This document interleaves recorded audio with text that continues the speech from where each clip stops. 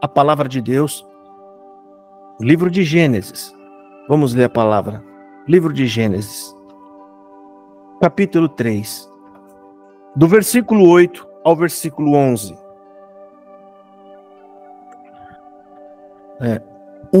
O assunto que eu trouxe aqui é o primeiro sintoma do pecado, que é o que a gente vai identificar aqui, certo?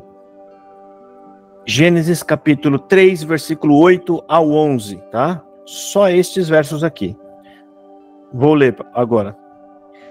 E ouviram a voz do Senhor Deus, que passeava no jardim pela virada do dia, e esconderam-se Adão e sua mulher da presença do Senhor Deus entre as árvores do jardim. E chamou o Senhor Deus a Adão e disse-lhe: onde estás? E ele disse: ouvi a tua voz soar no jardim e temi, porque estava nu e escondi-me.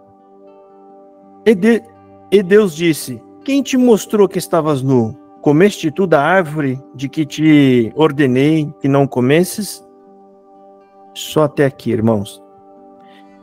Irmão, Deus cria um jardim, a gente pode até se dizer assim, Deus cria um tabernáculo. Por que a gente pode até comparar o jardim do Éden com um tabernáculo? O que era o tabernáculo? A palavra tabernáculo na época da lei, ele foi usado para poder dizer, esse nome, aliás, foi usado para poder dizer: Deus vem e desce aqui no tabernáculo para vir falar com nós. E o que é que acontecia nesse jardim? Deus vinha durante a tarde e descia ali para estar em comunhão com o homem. Era o homem na presença de Deus, na comunhão. Se nós pararmos para pensar e falar: Senhor, é tudo que nós hoje estamos buscando, estar na presença de Deus. E o homem estava na presença de Deus. Então a gente entende que aqui o jardim, na verdade, é um grande tabernáculo que Deus fez e colocou o homem. E Deus, durante um certo horário do dia, ele descia e fazia questão de fazer sons quando ele estava andando lá. Porque aqui nas Escrituras fala que o homem ouviu o som, ele ouviu o som do Senhor. E o que ele fez? O primeiro sinal do pecado: o homem se esconde de Deus, ele se aparta de Deus. Esse é o primeiro sintoma que afetou todos nós depois. Nós fomos separados de Deus e afastados de Deus, né? Então aqui no versículo 8, segue, ó. E ouviram a voz do Senhor, aliás, e ouviram a voz do Senhor Deus, que passeava no jardim pela viração do dia. Deus fazia questão de descer ao jardim para ir ver o homem que ele criou, porque tudo que Deus fez no jardim, irmão, foi por causa do homem. Tudo isso foi para colocar o homem no jardim. E esconderam-se Adão e a sua mulher do que, irmão? Olha essa palavra: e esconderam-se da presença do Senhor Deus. Ele se esconde da vista, dos olhos do Senhor Deus. Eles se escondem da presença, eles não se sentem mais dignos. Muito provavelmente um terror tomou eles, irmão. Porque pensa, é um ser todo-poderoso, cheio de luz, brilhando como um sol. O pecado tira as nossas forças. Ele tira a força de você levantar a cabeça. Com que coragem você vai levantar a cabeça e olhar para Deus? E detalhe, Deus já sabia o que tinha acontecido. Deus sabia. Mesmo assim, o Senhor Deus foi atrás do homem. Aqui, irmão, é Deus indo atrás do homem que se desviou. E ele fez isso de forma completa, enviando o Filho. Jesus Cristo veio buscar os que tinham se desviado e se perdido. E aqui fala que e chamou o Senhor Deus a Adão e disse-lhe: onde estás? Deus, provavelmente, irmão, Adão se demora para aparecer, mais do que o habitual. Adão não vem. Como que Adão não está me vendo? Ele não está vendo essa luz forte andando aqui nesse jardim? Muito provavelmente, irmão, ainda que eles estivessem longe, onde Deus estava, deveria subir raios de luz. Todo mundo sabia onde Deus estava. Os bichos sabiam. E Deus anda, e ele ouvindo o soar, né, das folhas, Deus passando, e o homem se escondendo e se esquivando de Deus. E Deus fala: onde estás? E ele diz: ouvi a tua voz soar no jardim e temi, porque estava nu e escondi-me. Então o homem agora entende a própria malícia do corpo dele, ele entende, né, que a nudez é algo que gera em nós, né, que nasce na malícia, na maledicência. Ou seja, é o pecado se apresentando para Deus. Olha aqui, o homem que fizeste não está só agora. Agora eu estou com ele para sempre. O pecado se apresentando ali, irmão. Tá? Então, irmão, nós temos o primeiro resultado do pecado aqui, que é o homem se apartando de Deus. E nós temos aqui o homem saindo da presença de Deus. O Filho de Deus que se perde. O Filho que sai de sua presença. E por qual pecado, irmão? Por conta do fruto que comeu?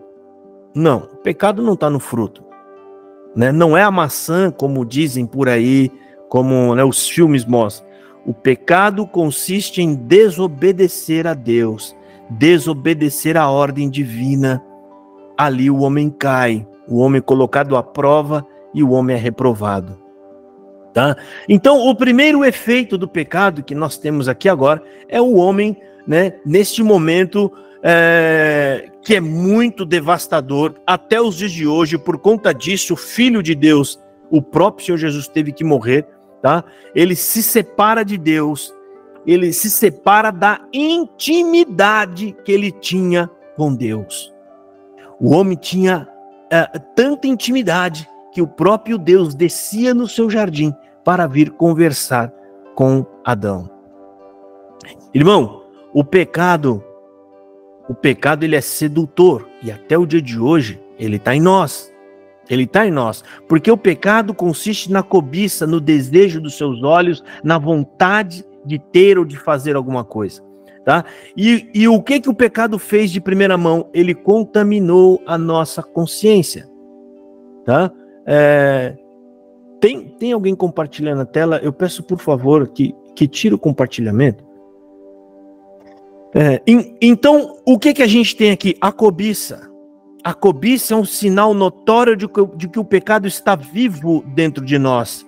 Nós vamos ler em Tiago, no capítulo 1, no versículo 15, assim: então a concupiscência, havendo concebido, dá luz ao pecado, e o pecado, sendo consumado, gera a morte. Exatamente o que aconteceu com Adão e Eva. Quando a serpente fala: olha, deixa eu te falar uma coisa. Deus, ele não quer que você... Deus, ele está enganando vocês. Vocês não vão morrer, não.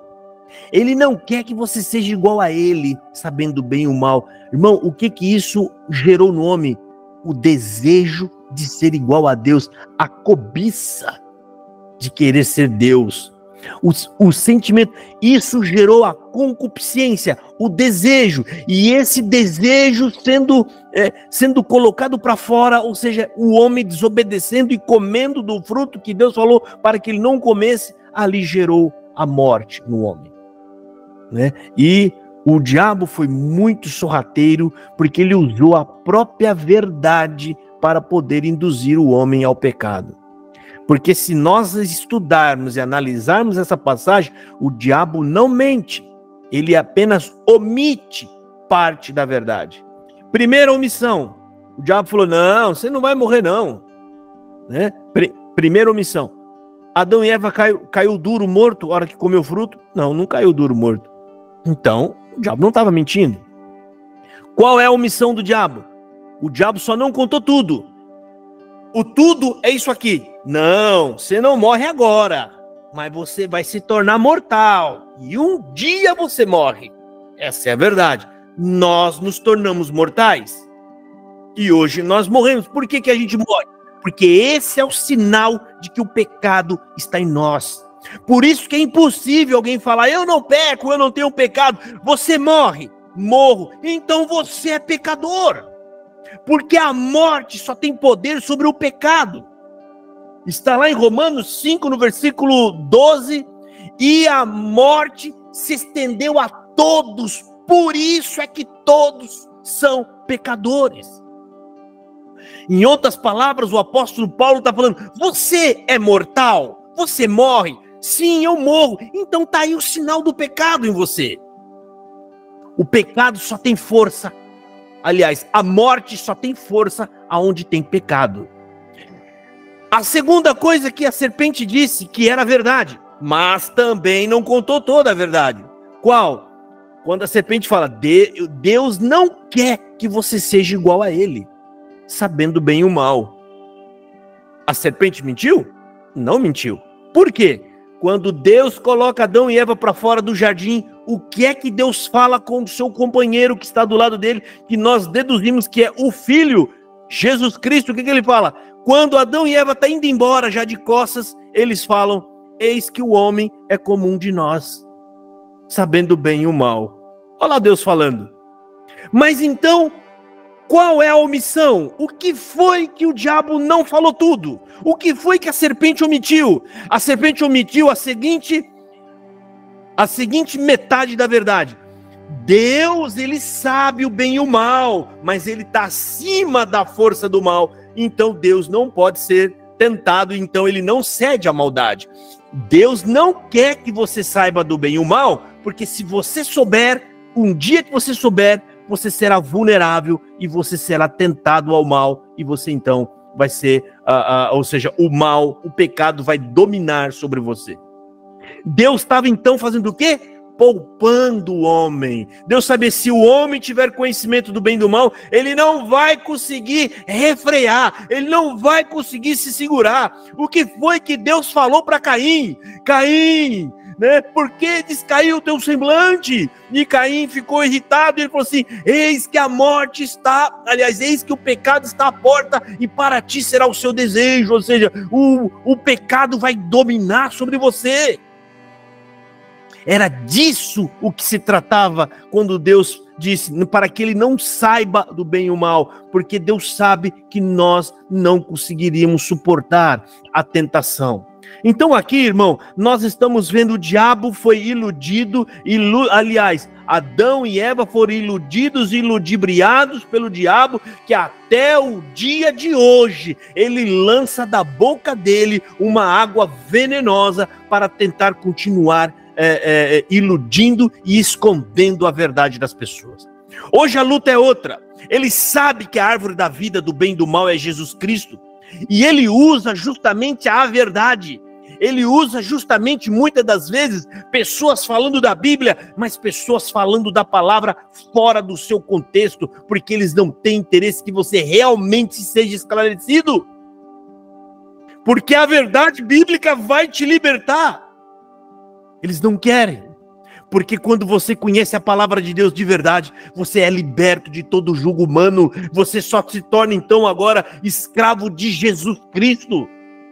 Isso não faz bem para os negócios, falando de várias denominações, né? Então o que nós temos aqui, irmão? Tá? Nós temos então o próprio apóstolo Tiago demonstrando, né, qual foi o processo da tentação que passou Adão e Eva, e isso acontece até os dias de hoje, e daqui um pouco a gente vai chegar no ponto aonde vai tocar no coração de todos nós aqui,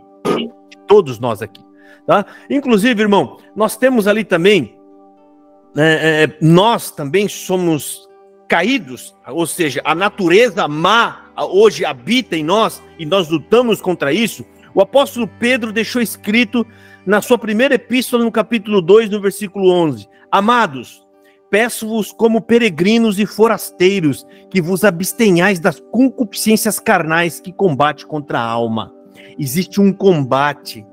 O pecado gerou em nós a cobiça, a concupiscência, por querer ser melhor, por querer, muitos desses pecados, irmãos, rodeiam nós todos os dias. A raiva, a lascívia, que é a sensualidade exagerada, né? A ganância, querer ter mais do que a gente precisa, o amor ao dinheiro, aos bens e os apegos materiais, pessoas que às vezes, né, ajuntam mais do que precisam ter.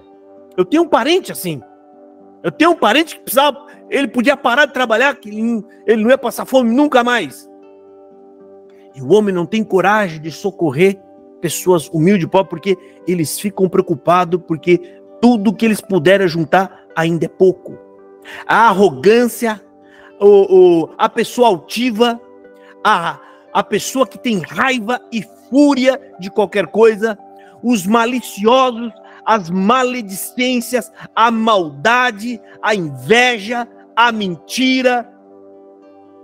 Tudo isso, irmão, está dentro dos nossos corações, de todos nós. Só não está no coração daquele que de modo algum vai manifestar. Mas eu não sou assim. É porque você não deixou que manifestasse. Porque todos esses sentimentos estão em todos os homens. Todos. E é aí que nós temos que governar sobre eles. Nós temos que controlá-los. Se o Espírito Santo estiver dentro de você, você pode até cometer algum desses tipos de pecado, mas o Espírito Santo ele vai te falar, você está pecando. Você tem que saber que é pecado, irmão. Porque tem muita gente aí achando que isso aí é normal, é assim mesmo. Não é.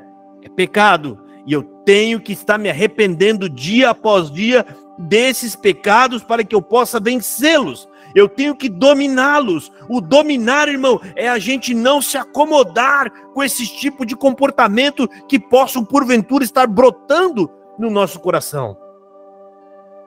Nós precisamos vencer a carne, irmão. Porque existe uma coisa que é o ponto crucial em tudo isso. Que é onde dá o start para tudo isso. Tem um pecado que é o tronco de todos esses pecados. O egoísmo. Tudo isso gira em torno de mim. Eu quero ter, eu quero fazer, eu quero ser. Eu quero para mim. A fúria é para se defender. A raiva é para se defender. A altivez é porque eu quero ser alguma coisa. A arrogância é porque eu acho que eu sou melhor do que os outros. A malícia porque eu quero fazer as coisas mesmo, porque eu gosto de fazer aquilo, porque aquilo me dá prazer. A soberba, tudo isso gira em torno do que? O nosso eu. Daqui a pouco a gente vai entrar por que Jesus Cristo disse diversas vezes que a gente tem que se renunciar, porque ele sabe que é ali onde está a raiz de toda a maldade, o egoísmo, a egolatria, pensar em mim. A primeira carta de Pedro no capítulo 2, eu vou até repetir para vocês.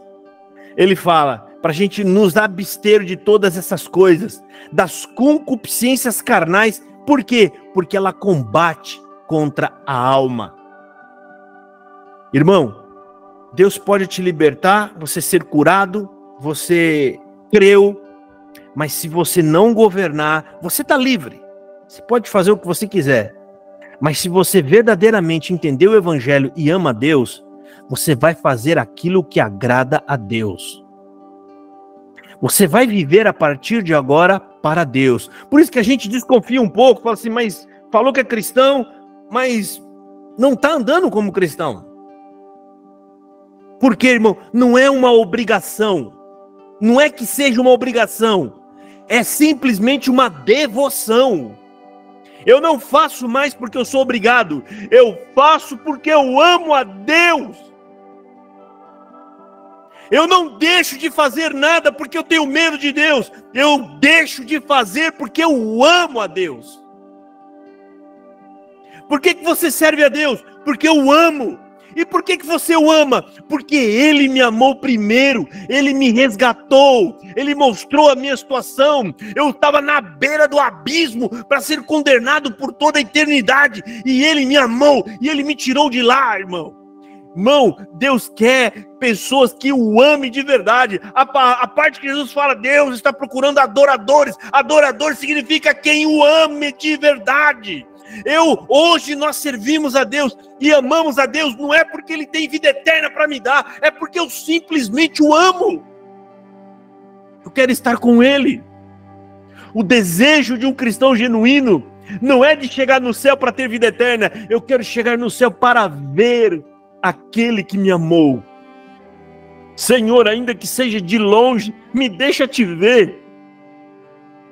Eu te amo, Senhor. Quando esse sentimento toma seu coração, irmão, tudo começa a fazer sentido. Tudo, as parábolas, abre os seus olhos, você começa a entender o Evangelho, as coisas não são mais difíceis, você começa a fazer tudo com mais facilidade, você começa a fazer a vontade de Deus com muito mais facilidade, irmão. Porque a religião ensina a fazer por medo. Tudo que você faz é por medo, mas o Evangelho te ensina a fazer por amor. E para você amar, você precisa entender o que é que estava te esperando e da onde que Deus te livrou. E o egoísmo, irmão, é um dos pontos principais que a gente precisa focar. Porque o egoísmo, o que é egoísmo? É aquilo que eu penso em mim. O egoísmo é eu no meio, eu no centro. Tudo tem que rodar à minha volta. Eu separei aqui do dicionário o que é egoísmo. Aqui vai falar, primeiro, amor exagerado aos próprios interesses a despeito dos outros. Outro, exclusivismo que leva uma pessoa a se tornar como referência de tudo, orgulho e presunção. Agora vocês entendem quando você entra dentro de uma igreja onde a pregação é dizendo, não, você não pode estar sofrendo desse jeito, né? Eu vou te libertar, eu vou te abençoar, eu vou virar seu cativeiro, estou entrando na sua vida, vou te preparar coisas. Tudo isso está alimentando um pecado do egoísmo. A pregação genuína vai à oposta disso. Ela aponta para Jesus e diz, qual que é o meu papel nisso? O seu papel é, entenda que você não pode fazer nada pela sua salvação. E a partir de agora, você vai se doar para Ele. Você vai esvaziar o seu eu. A sua vida agora será usada para agradar a Deus. A partir disso, irmão, não tem mais, eu estou sofrendo, Deus me tira do sofrimento. Não, Senhor, né? A gente não quer provar mais nada, a gente quer apenas continuar a agradar e a servir a Deus, e que minha vida, Senhor, eu quero que minha vida te renda frutos de glória. Eu quero que tu use minha vida para falar do teu filho. A partir de hoje, aonde for, não me importa, na praça ou ainda que seja dentro de uma cadeia, aonde eu estiver, Senhor, que a minha vida seja usada para falar do seu amor em Jesus Cristo. Quando você entende isso, todas as expectativas caem. Você sabe que você não é mais o centro das atenções. Portanto, irmão, não tem mais como você ficar frustrado. Você não vai ficar mais irritado com Deus. Acabou tudo isso porque você sabe, a glória é de Deus e é só para Deus. A minha vida será doada para Deus. O egoísmo não pode estar no nosso coração. Tudo isso gira em torno do nosso próprio egoísmo. Do nosso próprio egoísmo, né? E para a gente entender isso, irmão, o egoísmo, ele é o troco que sustenta todo o nosso pecado. Ou seja, o homem desobedece e de retorno ele recebe o egoísmo que passa a fazer com que ele seja o centro de todas as atenções. Deus se afasta. Deus está longe. O que sobrou para mim? Sobrou eu mesmo. Sou eu. E esse sentimento se multiplica sobre todos nós. Tudo isso se multiplica até o dia de hoje. E então a gente pensa, meu Deus do céu, se nenhum homem consegue agradar a Deus, se a gente não consegue fazer a vontade de Deus, como que a gente vai escapar deste mal tão terrível? Como que a gente vai escapar? Simples, irmão. O próprio texto que nós lemos. Quem é que foi atrás de Adão? Deus simplesmente poderia não descer mais. Deus viu. Deus simplesmente poderia ficar lá e chamar Gabriel, falou, Gabriel, ou chamar Miguel, vai lá e avisa para eles que eu vi tudo e que eu não quero mais saber deles. Não, eu não vou dar nem chance. Pode descer lá agora e queima tudo. Aproveitar que só tem um casal na terra. Vou queimar tudo. Não. O próprio Deus desce para procurar o homem que se perdeu. O próprio Deus. Nisso começa o evangelho. Deus nos amou primeiro, Ele veio atrás de Adão e Eva, e até o dia de hoje, Deus está indo atrás de um por um dos seus filhos. Isso é amor. Isso é amor. E Jesus Cristo veio trazer a mensagem que Ele ouviu com o Pai. Ele falou, eu não trago a minha mensagem, eu vos trago a mensagem que eu ouvi junto ao Pai. Qual é os conselhos que Jesus dá, irmão? Aqui a gente começa a entender. Observa que os conselhos que Jesus dá é justamente o contrário do egoísmo. Os conselhos de Jesus Cristo, ele rebate todo o egoísmo. O que é? Jesus manda você não amar mais a você mesmo. Ele fala, olha, agora eu quero que você ame o próximo como eu te amei. Porque Jesus, antes de ensinar, ele deu o exemplo.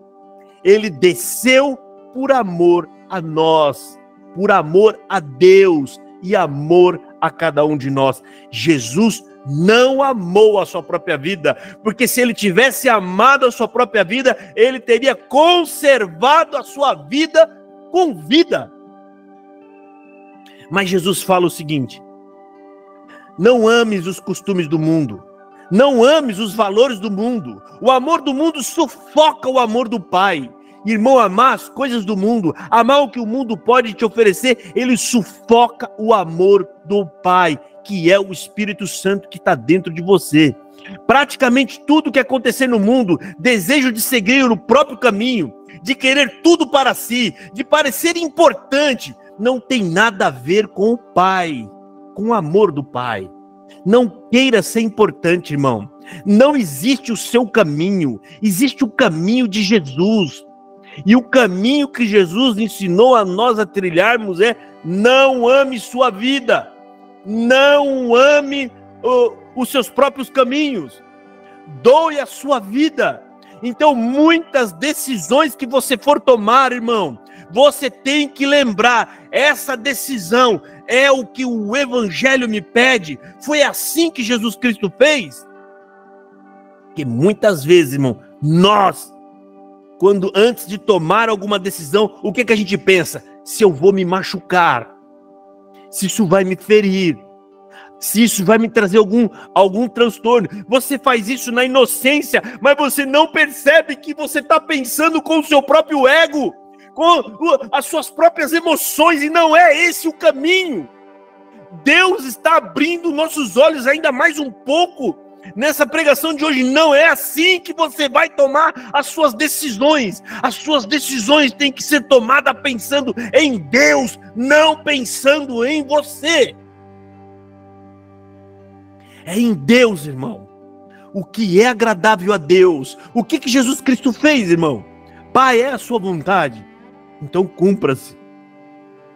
E quantas vezes ele falou: não, eu estou aqui tratando dos negócios do meu Pai.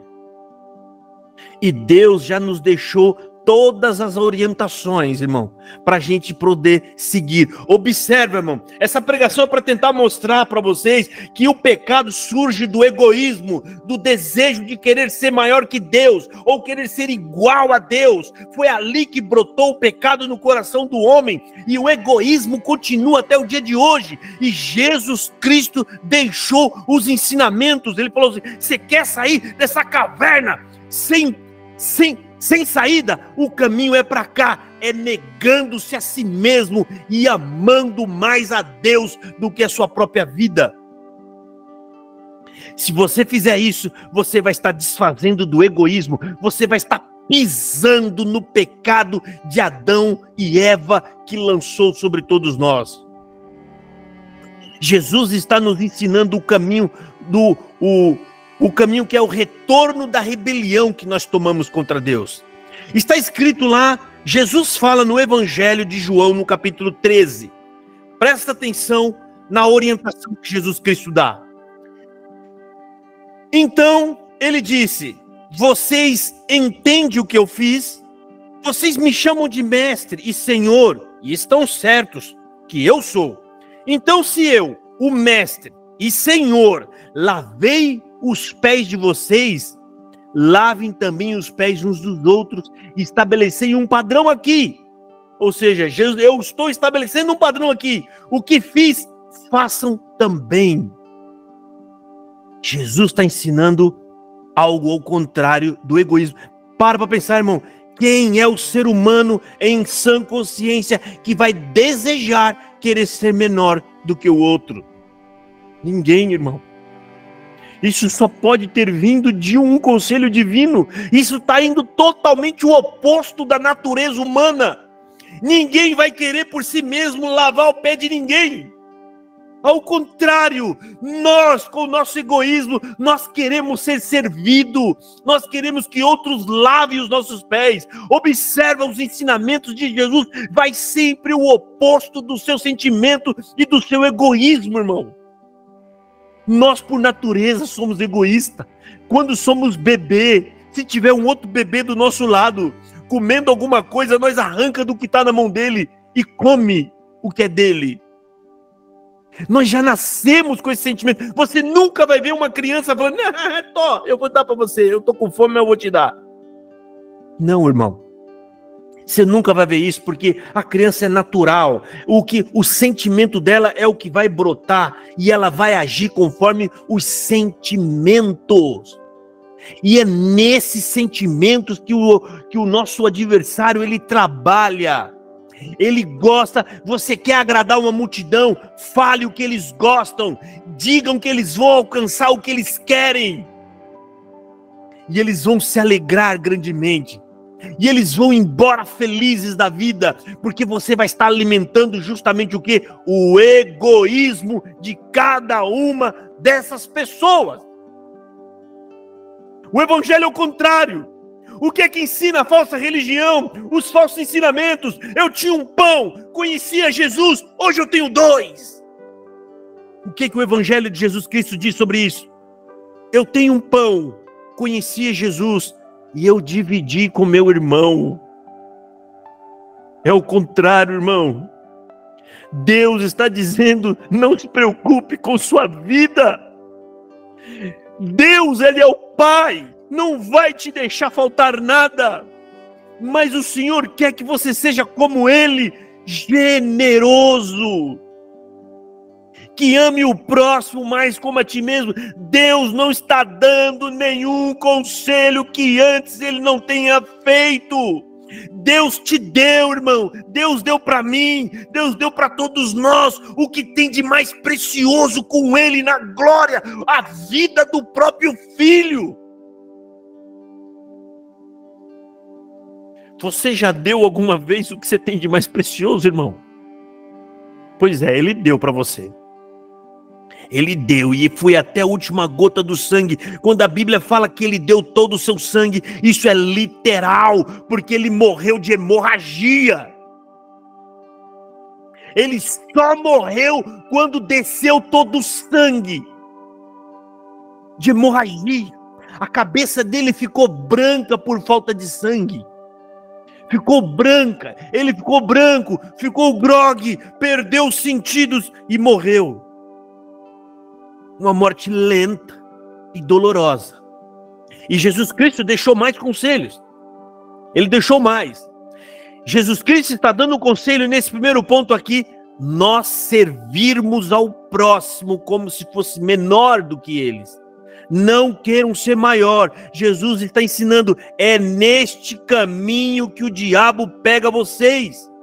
E a saída qual que é? É ir pelo caminho oposto. Não alimente o vosso egoísmo. Ao contrário, desfaça dele. Desfaça, fazendo para o próximo. Dividindo, doando, abraçando, beijando e abraçando os que nos perseguem. Neste mesmo capítulo, que está no Evangelho de João, capítulo 13, alguns versos à frente, 34 e 35, Jesus volta ensinando contra o egoísmo. Deixei-me dar a vocês um novo mandamento. Ele fala, peraí que eu vou te dar um novo mandamento. Amem uns aos outros, assim como eu amei vocês. Amem uns aos outros. Dessa maneira, todos irão conhecer que vocês são meus discípulos, quando eles virem o amor que vocês têm um pelos outros. Nesse verso, Jesus está falando, você quer se parecer comigo? Então ame uns aos outros. Manifeste compaixão e misericórdia. Cumpre com esse ensinamento, irmão, e você vai estar se parecendo cada vez mais com Jesus. A nossa missão é essa, é cada dia mais se parecer com Jesus Cristo. É cada dia mais a gente se aproximar de Jesus, na sua imagem, na sua figura, porque é isso que agrada a Deus. Você quer agradar a Deus, irmão? Ame a Jesus e se pareça com Jesus, e Deus vai nos amar ainda mais do que Ele nos ama. Porque Deus ama o Filho. Deus ama o Filho, e a missão do Filho é justamente essa, mostrar o amor de Deus e a bondade de Deus, porque mostrando o amor e a bondade de Deus, isso vai nos compungir a que nós o amemos também de volta, viver a partir de hoje em resposta desse amor.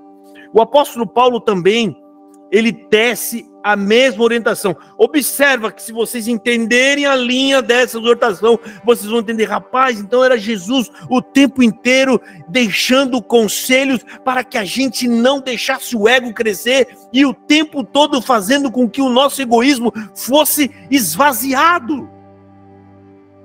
É esvaziado, irmão. O apóstolo Paulo fala, suportando uns aos outros, perdoando uns aos outros, se alguém tiver queixa contra outro, assim como Cristo perdoou, assim fazei vós também. Jesus nos pagou uma dívida enorme, irmão, enorme. Nós temos que perdoar outros, e se tem um povo que será ofendido, escarnecido, xingado e humilhado, são este povo que serve a Deus de verdade. Vocês vão levar o evangelho para alguém com alegria no coração, saltitando de amor que nem se fosse uma panela cheia de pipoca, e vão jogar um balde de água fria em vocês. Mas lembre-se, irmão, fizeram assim da mesma forma com Jesus. Se alegra neste momento, porque você está sendo batizado como um discípulo de Jesus Cristo. A gente não deve ficar desanimado, tem que se animar, irmão, porque tudo isso está escrito, vai acontecer. Mas leve a mensagem, irmão, leve a mensagem, leve a palavra de Deus. Fala que Jesus Cristo é a graça, o amor de Deus está em Jesus Cristo, e que tudo hoje fala e gira em Jesus. Nós somos meros serviçais, o nosso nome não vai aparecer nas crônicas dos heróis da palavra, os grandes feitos, nós não vamos aparecer. Se escreverem de verdade as crônicas do que aquilo que os anjos e os santos lá do céu assistem na nossa vida, irmão, entenda, nós íamos passar muita vergonha. Muita vergonha. Ainda bem que lá no céu está escrito apenas sobre o testemunho de Jesus. O testemunho significa as crônicas. Tudo o que fez, ele falou, pensou e sentiu. Lá em Apocalipse, no capítulo 12, fala que o dragão foi correr atrás e perseguir aqueles que guardam o seu próprio testemunho? Não. Aqueles que guardam o testemunho de Jesus. Não é o nosso, irmão. Nós não temos testemunho, irmão. E louvado seja Deus que nos deu um. Ele nos deu um testemunho lindo e maravilhoso do próprio Filho, o único que pode subir no santo monte do Senhor pelos próprios méritos dele. Ele sobe no santo monte porque ele tem o coração puro e as mãos limpas diante de Deus para ser aceito em sacrifício, como assim foi feito. Nós não temos mérito nenhum. A gente até aprendeu que tinha que guardar o nosso testemunho. Não, vamos guardar. Irmão, não faça uma coisa dessa. Ninguém aqui tem testemunho para apresentar diante de Deus. O único testemunho aceito é o do Filho de Jesus Cristo, que agora reflete em nós. Deus só vai nos receber e nos aceitar, irmão, porque a imagem do Filho dele está em nós. Porque o testemunho de Jesus está em nós. O sangue de Jesus está nos cobrindo. Nós não temos condições de nos apresentar diante de Deus. Então, irmão, a mensagem para rebater o egoísmo, irmão, para vencer o egoísmo, não se esqueça mais desse conselho, irmão. Ame a Deus e ame o próximo, negue a você mesmo e você vai estar pisando no seu egoísmo e enterrando Satanás debaixo dos seus pés, irmão. É dessa forma que a gente vai vencer. Não tenha medo, irmão. Se encoraja em fazer a vontade de Deus, irmão. Vai se levantar o inferno, vai fazer barulho, vai fazer o que for. Não tema, irmão. O único que nós devemos temer é Deus. É Deus. Os outros, ninguém pode fazer nada a mais além do que essa carne pode permitir. Ah, pegaram Josafá e tiraram a vida dele. Acabou. Tiraram a minha vida e me deram, foi uma bênção. Foi uma vitória. Ninguém pode pôr a mão na minha alma. Ninguém, irmão. Eu já estou entregando minha vida. Eu já estou dando a minha vida. Então, o que é que pode me assustar? Mais nada. Uma vez que o cristão perde o medo da morte, o que é que assusta ele? Mais nada. Absolutamente mais nada. Quer vencer o adversário, irmão?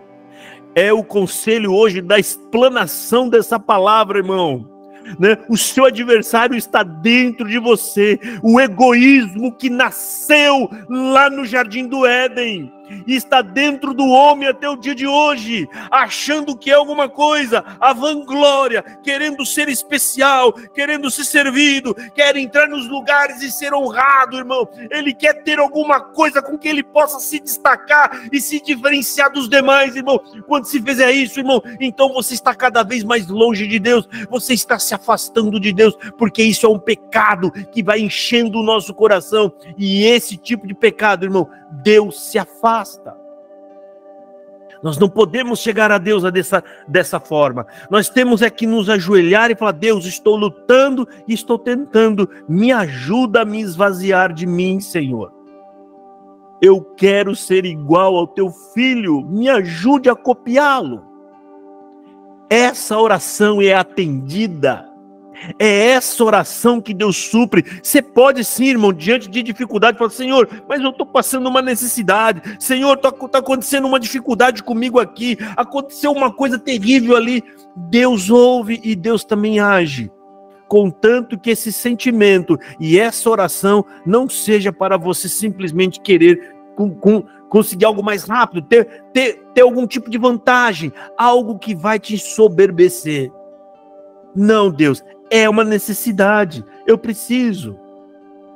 Isso faz parte da nossa oração. Mas lembra-se, irmão, né?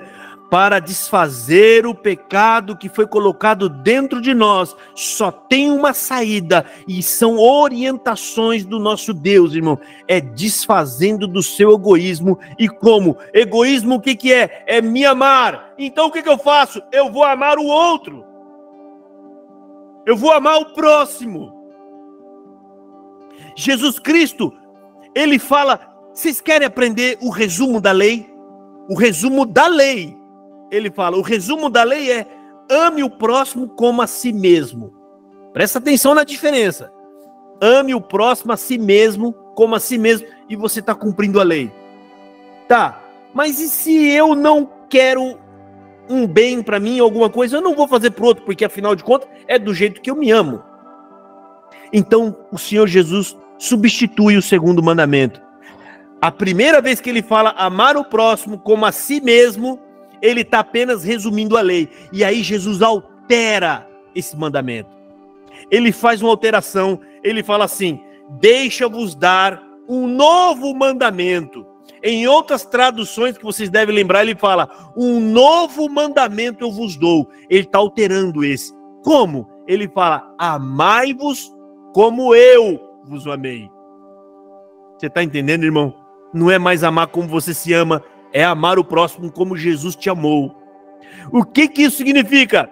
Significa que Jesus Cristo te amou, mesmo você não pedindo um perdão, mesmo você sendo um ofensor, mesmo você não gostando dele, mesmo você não querendo estar com ele, ele ainda assim te amou. Ou seja, Jesus não quer que a gente faça nada por troca. Eu só vou amá-lo porque eu estou me amando. Existe uma troca nisso. Quando Jesus fala amai-vos como eu te amei, é simplesmente doação do amor, sem esperar nada em troca. Aí o ensinamento ficou mais pesado. Os apóstolos podem ter colocado a mão na cabeça, ajoelhado, mas Senhor, agora já não estava fácil amar o outro como eu me amo. Agora o Senhor está falando, né, amar como o Senhor nos ama. E isso ficou mais difícil quando Jesus morre. O que Jesus está falando? Ainda que você chega a doar a sua vida, ame o próximo. Exemplos disso: Estevão sendo apedrejado, ou seja, ele amou até o fim da vida o próximo que ainda estava o ofendendo e atentando contra a vida dele. O que Estevão fala? Senhor, perdoa-os que eles não sabem o que estão fazendo. Esse é o caminho, irmão. Jesus Cristo está agora, por essa pregação, apontando: é esse o caminho. Vocês têm um pecado dentro de vocês difícil de vencer, mas Deus está mostrando agora: a força do pecado está no egoísmo. A força do nosso pecado está justamente em nós nos amar, tomar decisões ou se preocupar com coisas pensando em você. Não pense mais em você, pensa em Deus. Pensa no que é que Deus quer, no que é que Deus se agrada, e fazendo assim, irmão, você vai estar caminhando no caminho correto, no caminho aonde está o tabernáculo de Deus. Deus, irmão, Ele quer voltar a estar conosco. Um dos nomes de Jesus é Emanuel, Deus conosco. E o Senhor Jesus, Ele vai voltar, irmão. Ele vai voltar para estar conosco, porque Deus nos ama e Ele quer estar conosco, né? Mas para a gente vencer isso, irmão, nós temos que vencer o egoísmo que está dentro do nosso coração. O Evangelho, ele está totalmente o oposto. Ele aponta para a direção totalmente oposta. O pecado, ele nos infla. Só para nós encerrar aqui, se você entrar numa igreja aonde você está sendo o centro da pregação, ou seja, antropocêntrica, dizendo que Deus vai te dar coisas, ou Deus vai fazer coisas, observa, esse tipo de pregação sorrateira, que a pessoa não percebe, a pessoa não está percebendo, parece boa, não, mas está querendo o meu bem, só pode ser boa essa pregação. O adversário está enchendo o seu coração, ele está alimentando este pecado que está dentro de você. Ele está aumentando o pecado, ele está fazendo com que ele se fortaleça com uma falsa máscara, uma falsa imagem de que Deus te ama.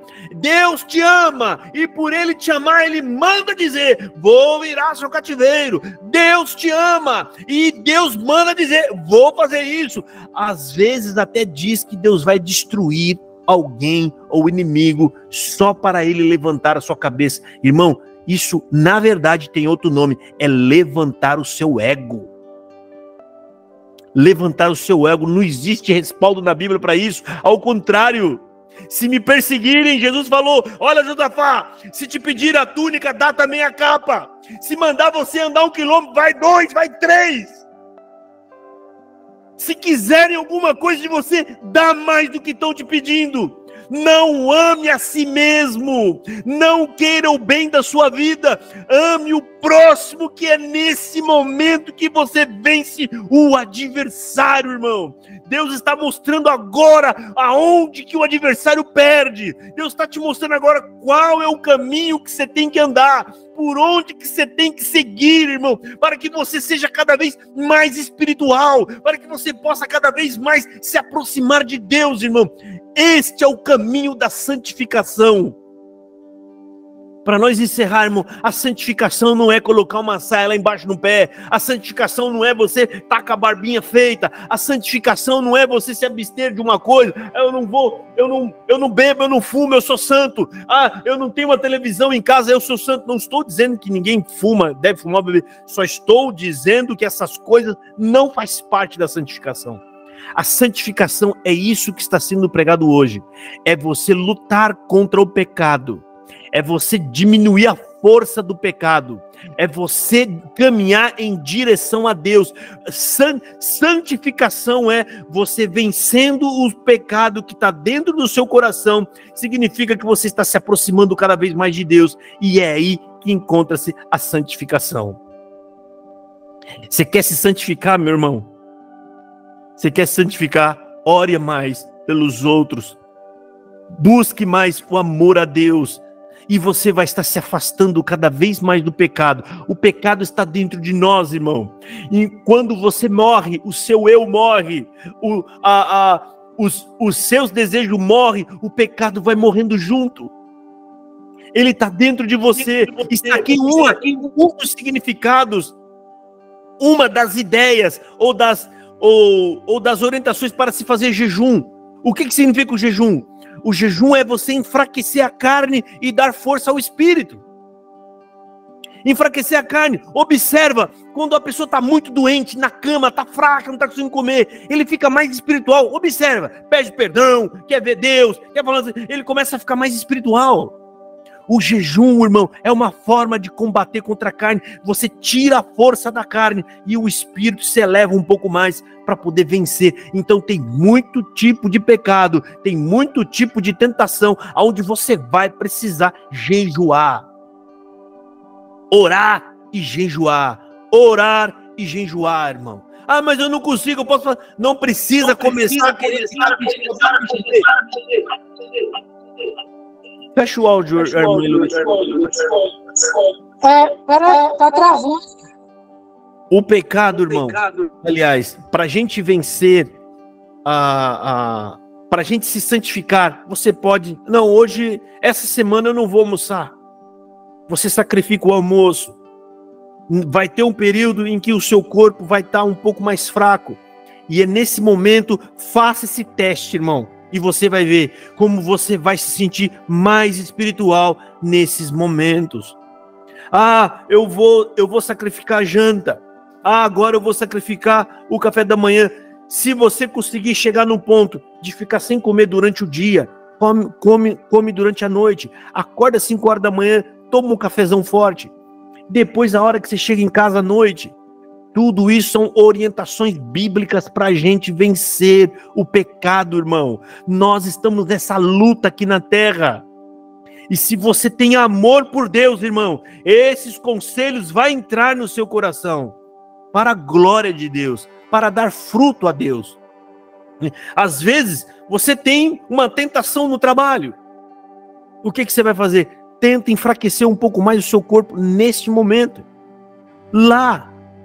Né? Come um pouco menos, come só uma verdura durante o almoço. Faça com que o seu corpo perca um pouco mais de força. E você vai estar dando mais força ao espírito, irmão. A carne, desejos da carne, luta contra o espírito. Né? Nós acabamos de ler aqui na palavra de Deus, a carne luta contra a alma. E o jejum é um modo de você dar força para a alma. Você fazer com que ela vence algum tipo de guerra que você tem dentro de você, irmão. Mas o foco principal hoje da mensagem é: lute contra o egoísmo. E Jesus Cristo, isso aqui não tem nenhuma novidade no que está sendo dito aqui. São conselhos de Jesus Cristo e estão nas cartas de Paulo vários, os conselhos de Jesus vários. Lutar contra o pecado é lutar contra você mesmo, é lutar contra o egoísmo que está dentro do seu coração.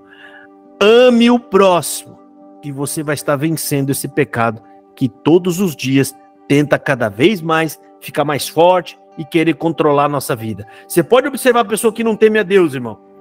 Ele não suporta, ele não admite ser passado para trás, ele quer ser melhor, ele é altivo. Por quê? Porque aquela vida está desgovernada. A carne controla todas as suas ações. Está cada vez mais inchado. Aí você olha um cristão, tenta imaginar um cristão bíblico para você ver, né? Não está bem aparente, é homem simples, uma pessoa que às vezes é zombado, eles dizem que você é bobo ou que passaram você para trás, mas não é. Essa pessoa não está amando a própria vida. É óbvio que você também não vai fazer qualquer negócio ou qualquer coisa. Você vai saber a hora certa em que a gente tem que recuar, ou que a gente tem que fingir que não viu, ou a gente tem que fingir que foi passado lá para trás. Mas para evitar uma confusão, para poder evitar uma contenda, para poder evitar alguma coisa, irmão, fica no prejuízo, meu irmão. Fica no prejuízo e faça isso para a glória de Deus, tá? Essa é a explanação da palavra para o culto de hoje. Deus abençoe a todos vocês. Agora eu passo aqui para nossa irmã Adriana. Amém. Deus abençoe, pastor Josafá. Eu gostaria de perguntar se algum irmão gostaria de fazer a oração de agradecimento. É só para agradecer, não é para pedir nada, é só para agradecer. Alguém gostaria? Pode agradecer, irmão? Por favor, Deus abençoe. Glória a Deus, glória a Jesus amado, bendito Deus Pai Celeste, Pai eterno, Pai justo que habita nos céus, a Ti, ó Deus, te rendemos graças, bendito Pai, nessa noite, desse dia, Senhor eterno, por esse culto, Senhor, o qual o Senhor tem abençoado, Senhor, tem nos ajuntado, Senhor eterno, dentro dessa sala virtual, Senhor eterno, bendito santo nome. Te agradecemos, Senhor eterno, pela seus conselhos, Senhor, a tua palavra, qual o Senhor usou, Senhor eterno, teu servo, pastor irmão Josafá, Senhor eterno, bendito teu santo nome. Graça nós te damos, Senhor eterno, Senhor, por o Senhor ter enviado do céu esses santos conselhos, Senhor eterno, para nos ajudar, Senhor, como melhor te servir, Senhor eterno, Deus. Quero abençoar cada um de nós aqui, Senhor eterno, bendito teu santo nome. Nós te agradecemos, Senhor eterno, pela tua bendita palavra, Senhor eterno, que o Senhor enviou nessa noite, e te agradecemos por tudo, no nome do nosso Senhor Salvador Jesus Cristo. Amém. Amém. Amém. Amém. Amém. Glória a Jesus. Amém. Glória a Deus. Amém. Louvado seja o seu nome, Senhor.